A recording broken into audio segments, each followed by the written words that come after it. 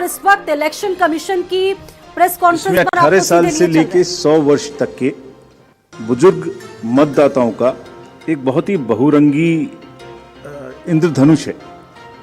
It's a fantastic rainbow of the voters ranging from 18 years to 100 plus, and we'll focus a bit on this rainbow.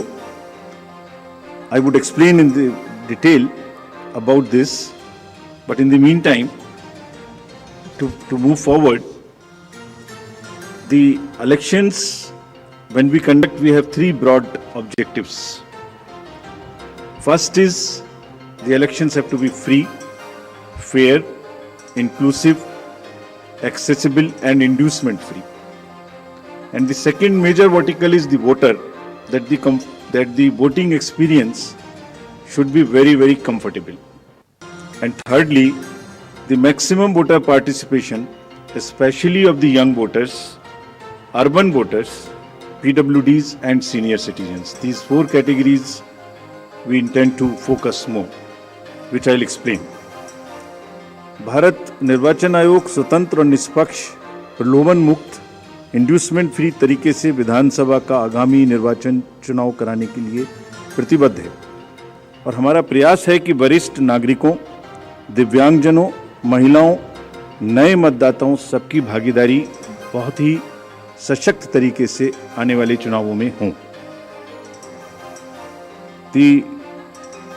Through the vast reach of the media, I would request first that interaction will start with the wish that our appeal is being heard by most of the voters and they will come out to participate wholeheartedly in this forthcoming festival of democracy. Before going into the mode of the elections, we have an extensive process of consultation.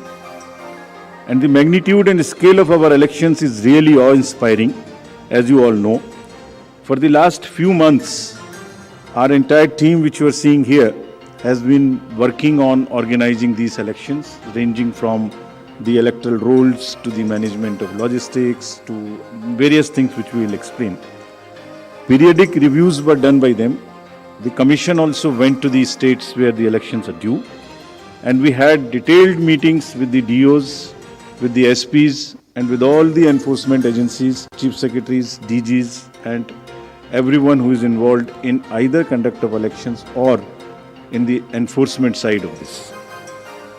We also simultaneously discussed the COVID situation, as it has been bothering in the last two rounds of elections. We had a detailed discussion with the Health Secretary, Union Health Secretary, and also with the Chief Secretaries and DGs of the concerned states, Health Secretaries. It doesn't seem to be that much of a concern now, but still, the states have been advised that they will continue to follow the five-fold strategy of test, track, treat, vaccinate, and follow the appropriate behavior. We have revised our guidelines, which are in this form, essentially saying that they have to follow the norms set by the Health Ministry and also the respective SDMAs in the states if there is any situation that warrants the tightening or the graded response to the COVID situation. Friends, the first and foremost thing in conducting an election is the electoral roll. A healthy, error-free electoral roll is the primary step, that is the base on which the entire elections are held. And the special summary revision has just happened. The electoral rolls have been published in the concerned states. And during this exercise, the Commission has laid a special emphasis on registration of new age voters, women, transgenders and persons with disabilities. In order to ensure a clean electoral roll, the photographically similar entries, PSCs, and demographically similar entries have been found through the use of software and field verification.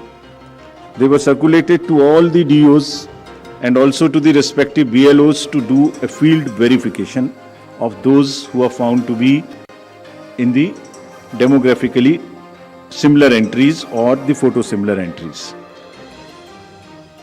The special proactive steps were taken for the registration of PWDs, old age, and also the third gender.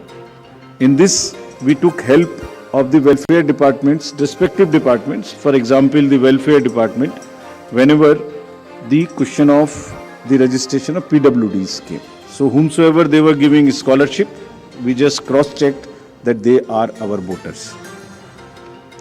To address the issue of urban apathy, we found that there is generally an urban apathy. If I can give you an example, in the 2019 elections, general elections, and if we list all the, say, 7-8 districts where the voting has been least, 4 of them happen to be the metropolitan cities. It's all in our statistics book which we have published. I am not naming them here, but we are focusing on the urban apathy very, very seriously. In this, our CEOs are signing the MOUs with the departments and with the industry and with the organizations who have more than 500 persons. And we have reached out to the colleges and the educational institutions. What is expected is that after the voting, if the nodal officers are appointed in these organizations with 500 plus voters, and we will try and persuade those voters after the elections, the leave-taking and non-voting voters, we will try and reach to them and say, please join next time. So that's a kind of a awareness which we will start. The Election Commission of India, in pursuance of the legal amendments, had made 4 dates, as you are all aware.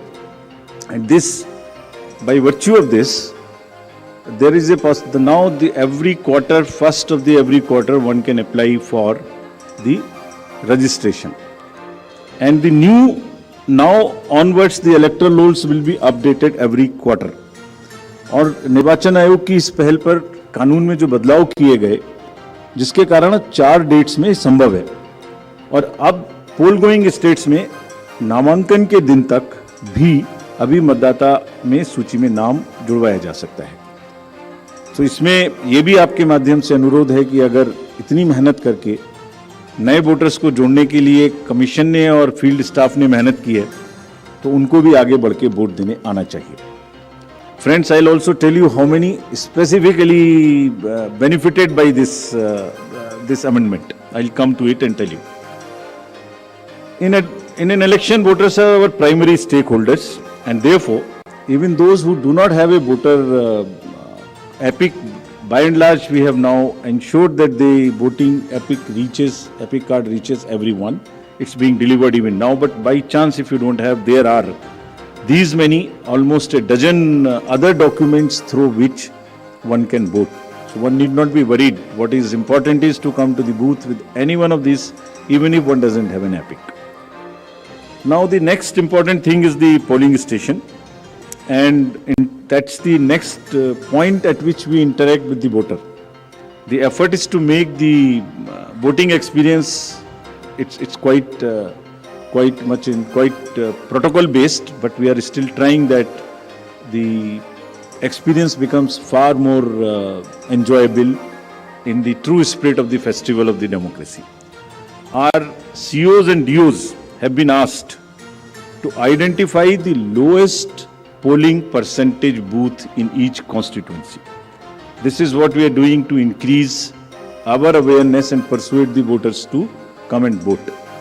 And they are going personally to the polling stations which are having the least percentage of voting, below the average in their each respective constituencies. So they'll try and find out what is the issue, why there is an lesser percentage of voting in those particular booths. They'll try and bring them up to the level of the general voting in that particular constituency. Friends, commission का एक दूसरा focus है जो हमेशा रहा है, उसमें आगे हर बार नई चीज जुड़ती है, वो ये है कि हर पोलिंग स्टेशन पर कुछ बेसिक सुविधाएं निश्चित रूप से उपलब्ध रहनी चाहिए. तो ये जितनी बेसिक सुविधाएं हम आपको स्लाइड के माध्यम से भी दिखा रहे हैं, every polling station would have a ramp which is accessible for the PWDs. drinking water, electricity, shade, and volunteers for the PWDs for the old age. Every polling station would be on a ground floor so that it is not problematic for anybody to climb. तो जितना भी comfort polling station पे दे सकते हैं वो देने का प्रयास हम लोग कर रहे हैं और इन इलेक्शंस में 100% सर्टिफिकेट डीओ से लिया जा रहा है कि सब पोलिंग स्टेशंस पर ये सुविधाएं उपलब्ध हैं। फ्रेंड्स, कुछ पोलिंग स्टेशन ऐसे होंगे जिसमें जो सिर्फ महिलाओं के द्वारा ही मैनेज्ड होंगे। All polling personal and also even the security staff 100% women oriented. So this is every assembly would have at least one and more in certain pockets. So महिलाओं के सशक्तिकरण को दर्शाने का चुनावों के इस माध्यम से भी हम लोग एक बहुत सशक्त माध्यम बनाने की कोशिश कर रहे हैं ताकि एक्सपीरियंस भी एक बहुत अच्छा हो और साथ साथ एक सशक्तिकरण को भी वो प्रदर्शित कर सके। Friends, similarly some polling stations will be managed entirely by our PWD staff or they will be ready to welcome the voters and आपके माध्यम से ये भी हम लोग कहना चाहते हैं और कमीशन में बहुत ही इसके बारे में सेंसिटिविटी है कि जो PWDs हैं वो एक्चुअली बहुत मायने में हमसे बहुत ज़्यादा एबल्ड हैं। उनका चिंतन, उनका भाव, उनके इमोशंस, उनकी सहनशीलता बहुत चीज़ हम लोगों से ज़्यादा है।